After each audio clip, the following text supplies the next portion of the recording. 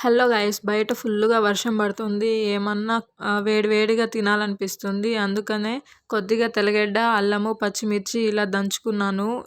మిక్సీకి ఎందుకు వేయలేదంటే కొంచెం మిక్సీకేసి రుబ్బుతామని చెప్పి ఇట్లా దంచేసుకున్నా కచ్చా పచ్చగా. ఇంకా క్యాబేజ్ హాఫ్ తీసుకొని చిన్న చిన్నగా చాప్ చేసుకొని అందులోనే ఉప్పు, పసుపు, మిరియాల పొడి, కారం, ధనియాల పొడి, కరివేపాకు, శనగపిండి వేసి బాగా కలుపుకున్నాననమాట. నేను ఫస్ట్ క్యాబేజ్ వడలేయాలనుకున్నాను.